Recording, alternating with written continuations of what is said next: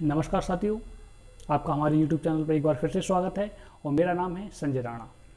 हमारा टॉपिक चल रहा था फर्टिलाइजेशन। हमने फर्स्ट पार्ट में पढ़ा था फर्टिलाइजेशन की टाइप पढ़े थे और ये है सेकंड पार्ट। ठीक, इसमें पढ़ेंगे हम प्रोसेस ऑफ फर्टिलाइजेशन और बायोकेमिकल स्टेप्स, जिसमें हम ये देखेंगे कि स्पर्म ओवम के पास कैसे पहुंचता है और कि क्या प्रोसेस होती है फर्टिलाइजेशन की, जिसमें कौन कौन से एंजाइम पार्टिसिपेट करते हैं। ठीक है, तो टॉपिक स्टार्ट करते हैं, देखते हैं। सबसे पहला हेडिंग है प्रोसेस ऑफ फर्टिलाइजेशन। प्रोसेस में देखेंगे किस टाइप से फर्टिलाइजेशन होता है। फर्टिलाइजेशन डिफरेंट इंडिविजुअल में वेरी करता है। जितने भी इंडिविजुअल होते हैं उनमें फर्टिलाइजेशन क्या करता है, वेरी करता है, भिन्न होता है। जैसे किसी में एक्सटर्नल होता है, किसी में इंटरनल होता है। ठीक, बट इनके बेसिक फंडामेंटल जस्ट सिमिलर होते हैं, एक्सटर्नल हो या इंटरनल हो फर्टिलाइजेशन। लेकिन जो इसके बेसिक फंडामेंटल होते हैं, स्पर्म और ओवा तक पहुंचने के जो बेसिक फंडामेंटल स्टेप्स होते हैं वो सब क्या होते हैं, सेम होते हैं। दोनों में ही क्या होते हैं, सेम होते हैं। ठीक, एनिमल में मैच्योरेशन के बाद जब एक इंडिविजुअल मैच्योर हो जाता है, ठीक है, उसके बाद स्पर्म तथा ओवम फॉर्म होते हैं। मेल इंडिविजुअल में स्पर्म और फीमेल इंडिविजुअल में ओवम क्या होंगी, उनकी फॉर्मेशन होगी तथा एक कंप्लीट स्पर्म ओवम के साइटोप्लाज्म में एंटर करता है। जब स्पर्म रिप्रोडक्टिव सिस्टम में या फीमेल रिप्रोडक्टिव सिस्टम में पहुंच जाता है तो ओवम के पास पहुंचता है। जितने भी होंगे स्टेप्स होंगे वो हम पढ़ेंगे आगे। पहुंचता है तो जब वो ओवम के पास पहुंचता है तो ओवम की साइटोप्लाज्म में क्या कर जाता है, एंटर कर जाता है, क्या, स्पर्म। ठीक है, तथा इसके न्यूक्लियाई से फ्यूज करके डिप्लॉइड जाइगोट बनाता है। ये हम पहले पढ़ चुके हैं कि स्पर्म का और ओवम का जो प्रोन्यूक्लियाई होते हैं वो आपस में फ्यूज करके डिप्लॉइड क्या बनाते हैं, जाइगोट बनाते हैं। सम कंडीशन में, कुछ कंडीशन ऐसी होती है जिसमें स्पर्म की टेल बाहर रह जाती है, केवल इसका न्यूक्लियस, सेंट्रोइल तथा साइटोप्लाज्म बहुत ही लेस क्वांटिटी में एंटर करता है। जब ओवम में स्पर्म क्या करता है, एंटर करता है, तो उसकी कभी कभी जो फ्लैजिलेट टेल होती है वो बाहर रह जाती है उसमें, और बाकी जो उसके क्या होते हैं, मटेरियल होते हैं, वो भी लेस अमाउंट में क्या करते हैं, एंट्री करते हैं, किसमें, स्पर्म में। ठीक, स्पर्म ओवम के सेकेंड मैच्योरेशन डिवीजन के फिनिश होने से पहले एंटर कर लेता है। जब ओवम बनता है, जब oogenesis की प्रोसेस होती है जिसमें प्रीमोडियल जर्म सेल बनती है पहले, फिर क्या बनता है, ओगोनियम बनता है, फिर ओगोनियम के बाद उसमें फर्स्ट म्योसिस डिवीजन से क्या बनता है, एक प्राइमरी oocyte बनता है और एक पोलर बॉडी बनती है। लेकिन जब सेकेंडरी क्या होता है, म्योसिस होती है, उसमें भी क्या बनता है, सेकेंड मैच्योर ओवम बनता है और एक पोलर बॉडी बनती है। ठीक है, तो उससे पहले ही जो मैच्योरेशन उसका खत्म हो, वो एग क्या हो, इनएक्टिव हो जाए, उससे पहले ही क्या हो जाती है, क्या हो जाता है, एंटर, स्पर्म ओवम में एंटर कर जाता है ना। इस टाइम ओवम का न्यूक्लियस फीमेल प्रोन्यूक्लियाई, जबकि ओवम का न्यूक्लियस फीमेल प्रोन्यूक्लियाई, जबकि स्पर्म का न्यूक्लियस मेल प्रोन्यूक्लियाई कहलाता है। प्रोन्यूक्लियाई इसलिए कहते हैं क्योंकि प्रो का मीन्स होता है प्रीवियस। जब स्पर्म और ओवम के जो न्यूक्लियस होते हैं वो फर्स्ट कंडीशन, प्रीवियस कंडीशन में होते हैं जिसमें क्रोमोसोम के हाफ नंबर होते हैं, इसलिए इनका कहते हैं प्रोन्यूक्लियाई कहते हैं। जब इनका फ्यूजन हो जाता है तब एक कंप्लीट क्या बनता है, न्यूक्लियस की फॉर्मेशन होती है। ठीक है, स्पर्म का न्यूक्लियस को क्या कहते हैं, मेल प्रोन्यूक्लियाई न्यूक्लियस कहते हैं या कहलाता है। ठीक है, अब ये तो प्रोसेस रही। अब इसमें देखेंगे कि बायोकेमिकल स्टेप्स में किस टाइप से फर्टिलाइजेशन किस साइड पर हो रहा है, कि कौन सी ऐसी जगह है जहाँ पे फर्टिलाइजेशन होता है, और ओवम में स्पर्म किस टाइप से एंटर करता है। ठीक, वो उनके स्टेप्स होंगे और कौन कौन से एंजाइम क्या इसमें पार्टिसिपेट करेंगे। तो पढ़ते हैं आगे। बायोकेमिकल एस्पेक्ट और स्टेप्स ऑफ फर्टिलाइजेशन। फर्टिलाइजेशन की प्रोसेस में फॉलोइंग बायोकेमिकल एस्पेक्ट और स्टेप्स को इंक्लूड करते हैं। ठीक है, तो नंबर बाय नंबर चलते रहेंगे। नंबर पहला होता है नंबर पहला, साइट ऑफ फर्टिलाइजेशन, फर्टिलाइजेशन की साइट, फर्टिलाइजेशन की साइट, ठीक है। इसमें देखेंगे हम ह्यूमन बींग्स में फर्टिलाइजेशन मोस्टली ओविडक्ट के एम्पुलरी स्टेमस जंक्शन पर क्या करता है, कॉज होता है, ठीक है। जैसे रिप्रोडक्टिव सिस्टम में इस टाइप से होता है, जैसे यहाँ पर ओवरी लगी होंगी और ये वाला पार्ट होगा, ये क्या फैलोपियन ट्यूब होती है, और यहीं पर ये यूट्रस होता है और यहाँ पर वेजाइना, जहाँ से क्या स्पर्म एंट्री करते हैं। एम्पुलरी पार्ट ये वाला होता है, जहाँ पर स्पर्म और ओवम का क्या होता है, फ्यूजन होता है, यानी कि फर्टिलाइजेशन होता है। सेकंड हेडिंग है अराइवल ऑफ स्पर्म। अराइवल का मीन्स होता है आगमन, किसी चीज़ का आना, ठीक है। स्पर्म का आना किस टाइप से, फीमेल जेनिटल ट्रैक में स्पर्म आते हैं, ठीक। Arrival of sperm, male female vagina में अपने स्पर्म को ड्यूरिंग कॉपुलेशन डिस्चार्ज करता है। जब कॉपुलेशन की प्रोसेस होती है तब क्या मेल अपने स्पर्म को फीमेल वेजाइना में क्या कर देते हैं, डिस्चार्ज कर देते हैं, ठीक। ये प्रोसेस इंसेमिनेशन कहलाती है। एक प्रोसेस में लगभग 300 मिलियन स्पर्म डिस्चार्ज होते हैं। जो सीमन होता है उसमें कितने स्पर्म होते हैं, लगभग 300 मिलियन, जो ट्रेवल करके यूट्रस में पहुंचते हैं। स्पर्म मोटाइल होते हैं, इसलिए क्या करते हैं, मूवमेंट करके या ट्रेवल करके कहाँ पहुंच जाते हैं, सबसे पहले कहाँ पहुंचेंगे, यूट्रस में पहुंचते हैं। जबकि फ्यू थाउजेंड फैलोपियन ट्यूब में एंटर करते हैं। फैलोपियन ट्यूब वो होती हैं जिसमें एम्पुलरी जंक्शन होते हैं, वहीं पर क्या होता है, फर्टिलाइजेशन होता है, ठीक। डायग्राम में देख सकते हैं। वेजाइना में present leucocyte several million sperm को क्या कर देते हैं, इंगल्फ कर लेते हैं।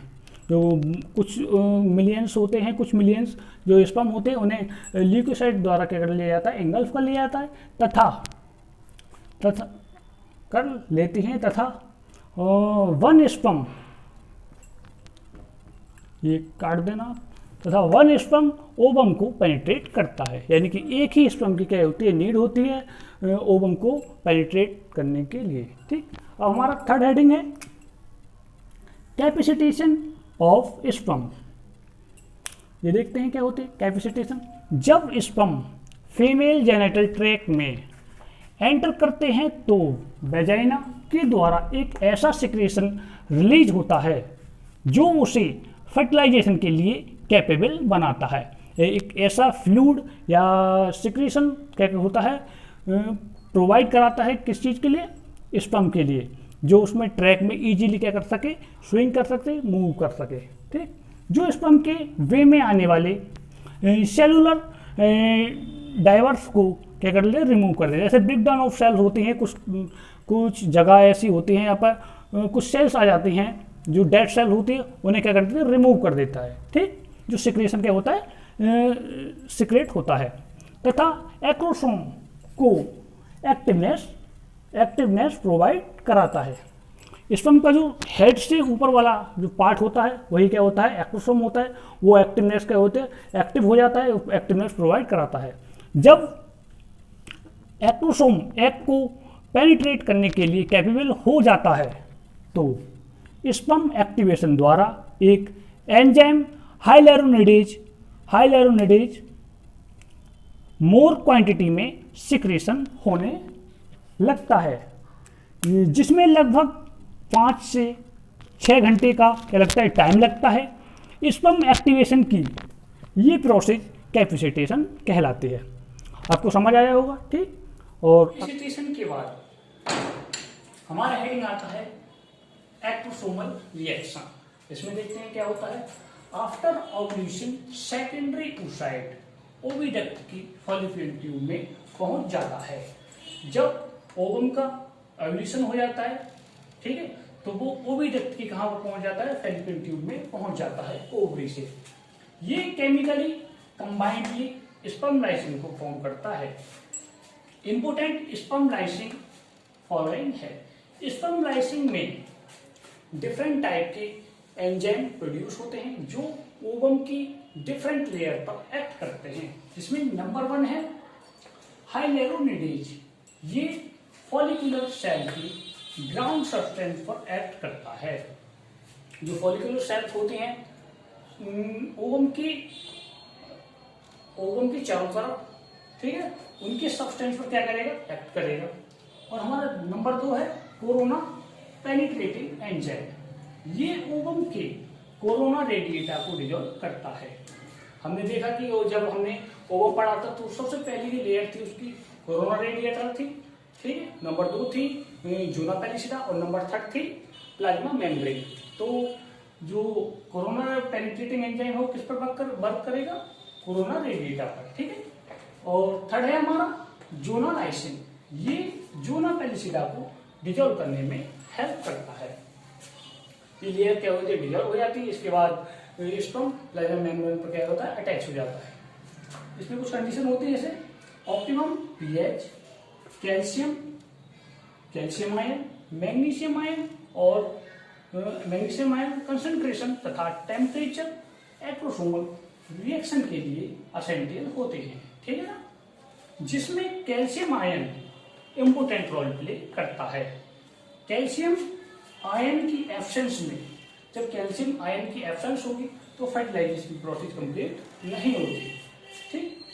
एक्रोसोमल रिएक्शन के दौरान स्पर्म की प्लाज्मा मेम्ब्रेन सेकेंडरी oocyte की प्लाज्मा मेम्ब्रेन के साथ फ्यूज हो जाती है, जिससे कि स्पर्म कंटेंट oocyte में एंटर करता है। जब ओवम की कोरोना रेडिएटा, ज़ोना पेलिसिडा पूरी तरह से डिसॉल्व हो जाती हैं तो जो स्पर्म की प्लाज्मा मेम्ब्रेन और ओवम की प्लाज्मा मेम्ब्रेन एक दूसरे के कांटेक्ट में जाती हैं, ठीक है, जिससे एक ट्यूब बन जाती है, जिससे स्पर्म का कंटेंट यानी कि टोटल मटेरियल न्यूक्लियस, ठीक है, ओवम में क्या होता है, एंटर हो जाता है, ठीक। अब हम हमारा 4th हेडिंग हो गया, हम 5th हेडिंग में देखेंगे क्या होता है। अब 5वां हेडिंग है कॉर्टिकल रिएक्शन। एक्रोसोमल रिएक्शन के बाद कॉर्टिकल रिएक्शन होती है। देखते हैं क्या होता है। oocyte की प्लाज्मा मेम्ब्रेन तथा स्पर्म के फ्यूजन के जस्ट बाद सेकेंडरी oocyte कॉर्टिकल रिएक्शन को शो करता है। जब एक्रोसोमल रिएक्शन में कोरोना रेडिएटा और ज़ोना पेलिसिडा डिसॉल्व हो जाते हैं तो प्लाज्मा मेम्ब्रेन से स्पर्म क्या होता है, अटैच होता है।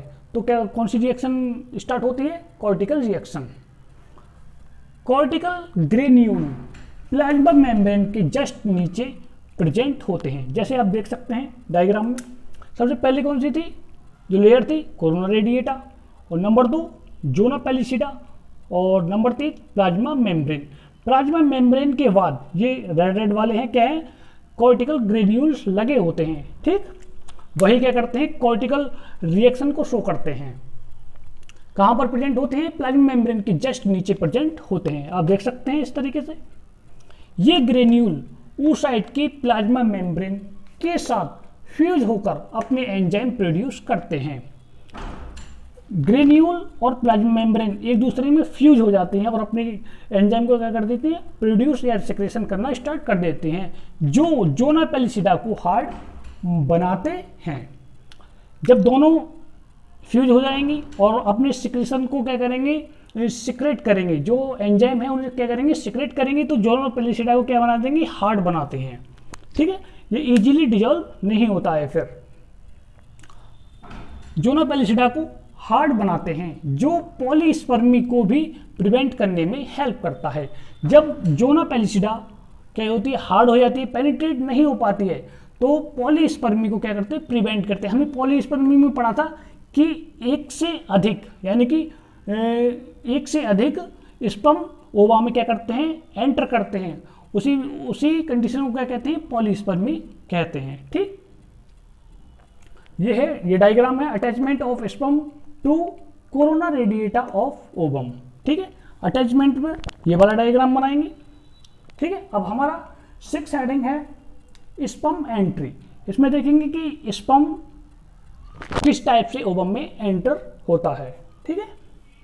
ओवम की सरफेस पर जहां स्पर्म कॉन्ट्रैक्ट या कांटेक्ट करता है, वहाँ पर ओवम के द्वारा एक रिसेप्शन कॉइन की फॉर्मेशन होती है, जिसे फर्टिलाइजेशन कॉइन भी कहते हैं, जो स्पर्म को रिसीव करने में हेल्प करता है। जब स्पर्म अटैच होता है, ठीक है, नॉर्मली होता है, फिर क्या होता है, सबसे पहले कोरोना रेडिएटर डिजोल्व हो जाती है, जूना पेलिसेडा डिजोल्व हो जाती है, कहाँ पर पहुंच जाता है स्पर्म, प्लाज्मा मेम्ब्रेन के पास। तो प्लाज्मा मेम्ब्रेन से क्या बनता है, एक फर्टिलाइजिंग या एक रिसेप्शन पॉइंट बनता है, जो स्पर्म को क्या करता है, रिसीव करता है। यहीं से एक ट्यूब बन जाती है, जिससे स्पर्म का न्यूक्लियस और ओवम का न्यूक्लियस दोनों फ्यूज होकर डिप्लॉइड जाइगोट की फॉर्मेशन करते हैं। अब आगे देखते हैं। अब हमारा हेडिंग है कैरियोगेमी। कैरियो का मीन्स होता है न्यूक्लियस और गैमी फ्यूजन, इसमें न्यूक्लियस का फ्यूजन होगा, ठीक। इसे एम्फी मिक्सी भी कहते हैं, जिसमें एम्फी का मीन्स होता है बोथ। मिक्सी का मीन्स मिक्सचर, बोथ न्यूक्लियस क्या होंगे, मिक्स होंगे, इसीलिए क्या कहते हैं, इसे एम्फी मिक्सी कहते हैं, क्योंकि इसमें मेल एंड फीमेल गैमीट्स के प्रोन्यूक्लियाई फ्यूज करते हैं। स्पर्म का हेड, अब जब एंट्री की बात आती है, एंट्री किस टाइप से होती है, ठीक है। एंट्री में हमने देखा कॉइन बना था, और इसमें देखेंगे कि स्पर्म होल स्पर्म ओवम में एंटर हो जाता है या उसका कुछ पार्ट बाहर रह जाता है, ठीक है। स्पर्म का head middle piece and tail से सेपरेट हो जाता है। इसका हेड मिडिल पीस और टेल से दोनों से क्या हो जाएगा, अलग हो जाएगा, तथा केवल उसका हेड ओवम में एंटर करता है नॉर्मल कंडीशन में, ठीक है। कभी कभी whole sperm without break down, यानी कि टेल और मिडिल पीस क्या ब्रेक डाउन नहीं होते हैं, ठीक है, एंटर करता है, जिसकी टेल सरफेस के बाहर, जैसे आप देख सकते हैं इस डायग्राम में, एंटर कर गया, लेकिन टेल और मिडिल पीस क्या हुए, सेपरेट नहीं हुए, क्या सरफेस के बाहर क्या होती है, दिखाई देती है, सरफेस के बाहर रहती है, लेकिन आफ्टर मिक्सिंग डीजनरेट हो जाती है। जब फीमेल और मेल प्रोन्यूक्लियाई आपस में मिक्स हो जाते हैं, जाइगोट बन जाता है, तो टेल क्या होती है, डीजनरेट हो जाती है, ठीक है। आगे देखते हैं। मेल एंड फीमेल प्रोन्यूक्लियाई एक दूसरे की तरफ मूव करते हैं जब एंटर कर जाएगा, और मेल न्यूक्लियाई और फीमेल न्यूक्लियाई एक दूसरे के सामने होंगे, तो वो एक दूसरे की तरफ क्या करेंगे, मूव करेंगे, ठीक है, एक दूसरे की तरफ अट्रैक्ट होंगे। जैसे ही मूव करते हैं, इनकी न्यूक्लियर मेम्ब्रेन भी डीजनरेट हो जाती है। दोनों की जो न्यूक्लियर मेम्ब्रेन है न्यूक्लियस की चारों तरफ, वो क्या होती है, डीजनरेट होने लगती है, ठीक है, डीजनरेट हो जाती है, जिससे बोथ न्यूक्लियस के, दोनों न्यूक्लियस के क्रोमोसोम मिक्सअप हो जाते हैं। यानी कि दोनों में जितने न्यूक्लियस थे, जैसे हैप्लॉइड था, दोनों की कंडीशन क्या थी, हैप्लॉइड थी, ठीक है, जिसमें 23 क्या थे, क्रोमोसोम नंबर थे, ठीक है, दोनों क्या हो जाएंगे, मिक्सअप हो जाते हैं।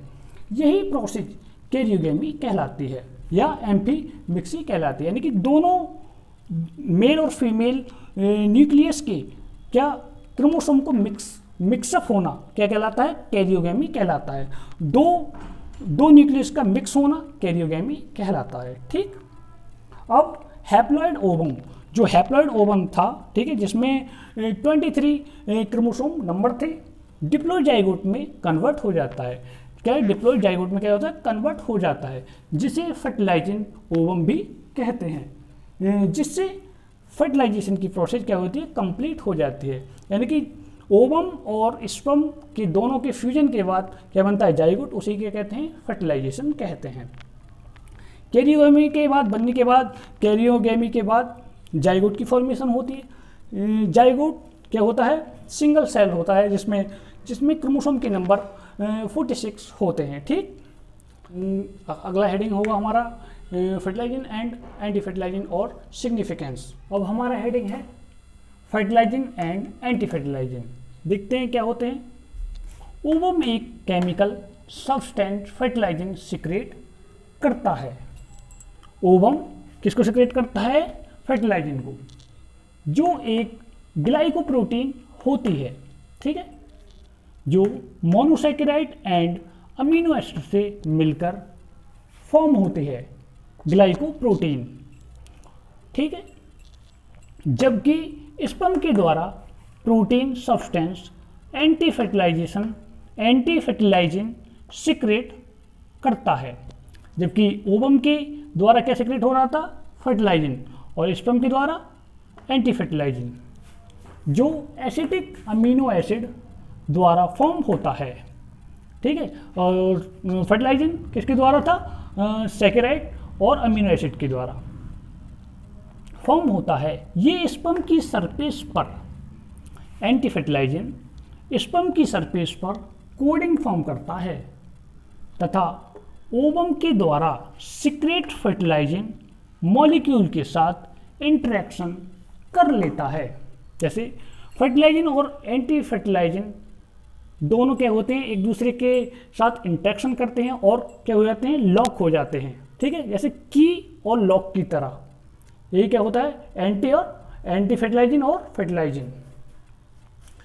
सेम स्पीसीज के एग यानी कि फर्टिलाइजिंग, सेम स्पीसीज की स्पर्म का एडिशन केमिकल रिकॉग्नाइजेशन के थ्रू कॉज होता है, जिसे एग्लूटिनेशन कहते हैं। देखिए जैसे सेम स्पीसीज का क्या होगा, स्पर्म होगा, और सेम स्पीसीज की क्या होगी, ओवम, तभी दोनों का क्या होगा, एक दूसरे के साथ एडेशन होगा, एक दूसरे के साथ फ्यूजन होगा, तभी क्या बनेंगे, जाइगोट की फॉर्मेशन होगी।